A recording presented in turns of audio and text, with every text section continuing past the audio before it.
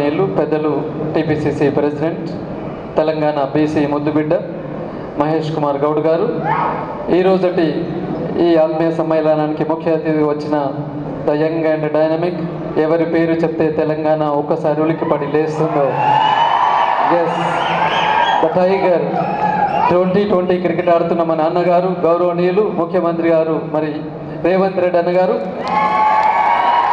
వేదిక పైన ఉన్న మంత్రివర్యులు శ్రీధర్ బాబు అన్నగారు, ఇతర ఎమ్మెల్యేలు, ఎంపీలు, శాసనసభ్యులు, మాజీ మంత్రివర్యులు, ఉన్న పట్టభద్రులు, ప్రింట్ ఎలక్ట్రానిక్ మీడియా మిత్రులందరికీ కూడా నమస్సులు తెలియజేస్తూ, మరి ఈరోజు ఎక్కువ చెప్పలేను, బట్ వన్ థింగ్ ఏదైతే మరి మేనిఫెస్టోలో వారు చెప్పి ఉన్నారో ఒక్కొక్కటిగా చకాచకా ఇలా పనులు జరిగిపోతూ ఉన్నాయి.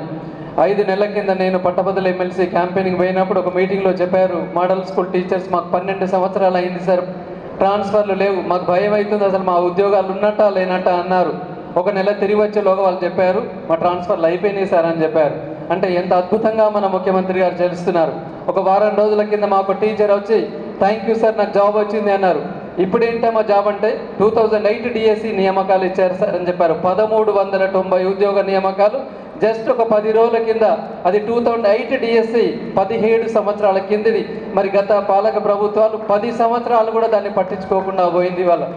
ఇవాళ 20 సంవత్సరాలకు పైనబడి మరి మాకు ప్రమోషన్ లేవు, ట్రాన్స్ఫర్లు జీవితానికి రావు అనుకున్న వాళ్ళందరికీ కూడా మన ముఖ్యమంత్రి గారి చొరవతో చకాచకా ఇలా వెరీ ట్రాన్స్పరెంట్గా జరిగిపోయినాయి. అంటే మరి చూడండి, మొట్టమొదటిసారిగా అసలు ప్రభుత్వ పాలన పట్ల నిరుద్యోగులు చాలా ఆనందంగా ఉన్న పరిస్థితి వల్ల మనం చూస్తున్నాం. సుమారుగా 50,000 పైచలకు ఉద్యోగాలు అండ్ జాబ్ క్యాలెండర్. మరి ఇవాళ నిరుద్యోగులందరూ కూడా మన పాలనకి మరి ముగ్ధులై ఇవాళ రేవంత్ రెడ్డి అన్న గారికి జై పలుకుతూ ముందుకు వెళ్ళిన పరిస్థితి చూస్తున్నాం.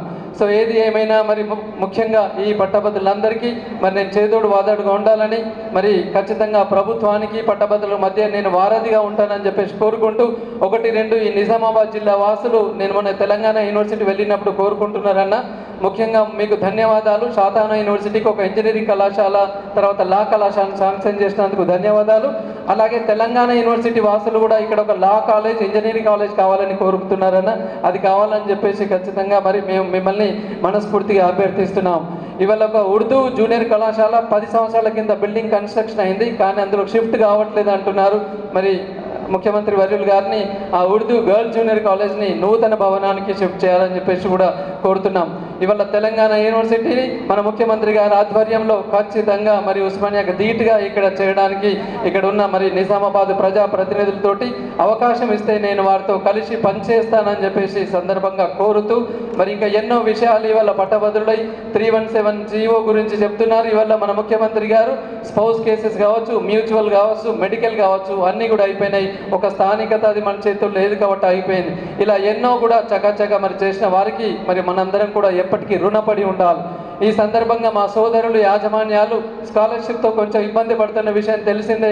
మరి ముఖ్యమంత్రి వర్యులు గారిని వారందరి తరఫున నేను మరి రిక్వెస్ట్ చేస్తున్నాను, అన్నగారు అట్లీస్ట్ 2-3 మంత్స్లో అట్లీస్ట్ కొంచెమైనా రిలీజ్ చేసి మా వారికి ఉపశమనం కల్పించాలని చెప్పేసి వారి తరఫున నేను మిమ్మల్ని అభ్యర్థిస్తూ, మరి అవకాశం వస్తే తప్పకుండా పట్టభద్రులకి ప్రభుత్వానికి మధ్య వారధిగా ఉంటూ మీలో కొడిగా ఉంటూ సేవ చేస్తాను. ఇవాళ తెలిసిందే ఆంధ్ర కార్పొరేట్లకు ధీటుగా మరి ఇవాళ తెలంగాణ బిడ్డలు కొంతమంది ఎదుగుతున్నారంటే అది మనం సంతోషపడాల్సింది కానీ ఈర్షపడాల్సింది కాదు. మన గెలుపును జీర్ణించుకోలేక ఇవాళ ప్రత్యర్థులు అందరూ ఏకమై మన మీద సోషల్ మీడియా దాడి చేస్తున్నారు. అయినా కాంగ్రెస్ శ్రేణులు ఆ రాళ్లను పూలగా మారుస్తూ వెళ్తున్నారు. ఈ సందర్భంగా కాంగ్రెస్ శ్రేణులని నేను ధన్యవాదాలు తెలియజేస్తూ, మరి ఇవాళ బీసీ ముద్దుబిడ్డ టీపీసీసీ ప్రెసిడెంట్ గారు, నిజామాబాద్ ముద్దుబిడ్డ, ఇవాళ ఖచ్చితంగా మీరు వేసే ప్రతి ఓటు ఇవాళ మనం మహేష్ కుమార్ గారి గెలుపుగా నిజామాబాద్ వాసులు మీరు భావించాలని చెప్పేసి కోరుకుంటూ, ఇంత అద్భుత పాలన కొనసాగిస్తున్న రేవంత్ రెడ్డి అన్న గారికి, అలాగే మరి టీపీసీసీ ప్రెసిడెంట్ అన్న గారికి హృదయపూర్వక ధన్యవాదాలు తెలియజేస్తూ, మీరందరూ 27వ తేదీలో జరగబోయే ఎన్నికల్లో మరి 2వ వరుసలో ఉన్న కాంగ్రెస్ అభ్యర్థి అయిన ఆల్ఫోర్స్ నరేందర్ రెడ్డి అనే నాకు మీరు మొదటి ప్రియారిటీ ఓటు వేసి, మరి గతంలో జీవన్ రెడ్డి గారు సాధించిన ఫస్ట్ ప్రియారిటీ మెజారిటీ కంటే అతి భారీ మెజారిటీతో మరి నన్ను గెలిపించాలని చెప్పేసి మీకు శిరస్సు వంచి నమస్కరిస్తూ మీ యొక్క ఆశీస్సులు కోరుతున్నాను. ధన్యవాదాలు.